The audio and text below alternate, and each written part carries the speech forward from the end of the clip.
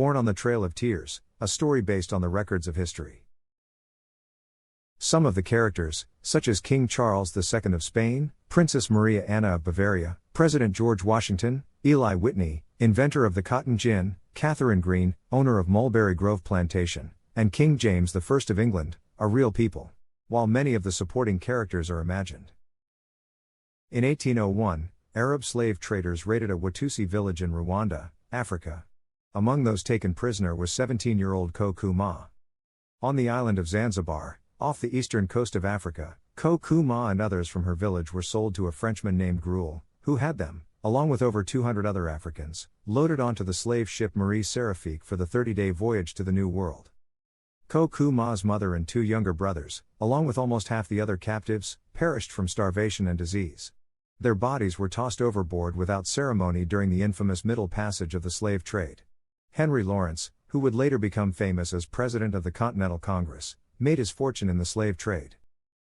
At Charleston, South Carolina, Kokuma, despondent and nearly starved to death, was sold along with 5 other women, to the owner of Mulberry Plantation, Catherine Green. The girl's price was £35, or about $900 in today's money. When Jimmy, Don and Homer, 2 lazy white workers at the plantation, try to sexually assault Kokuma, she kills both of them with her flint knife.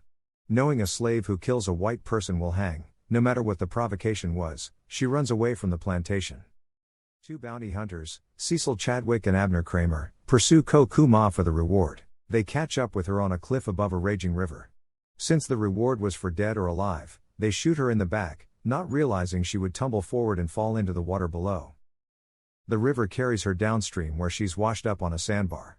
2 vultures circle down to land on the riverbank, then approach the still body. The first vulture died where he stood beside Kokuma, with an arrow through his head. The second one tried to escape the fate of his brother, but took an arrow through his heart. Vahali, the Cherokee owner of the 2 arrows, lifted the beautiful woman to carry her into the forest where he would find a peaceful place to bury her.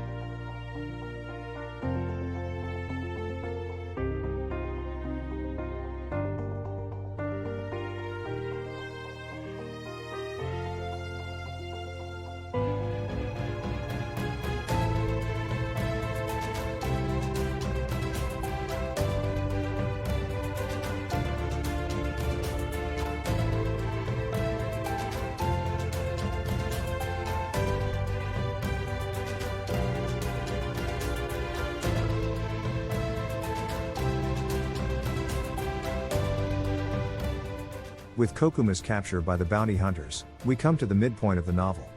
We're working on a video for the second half of the book. Thanks for watching my book trailer.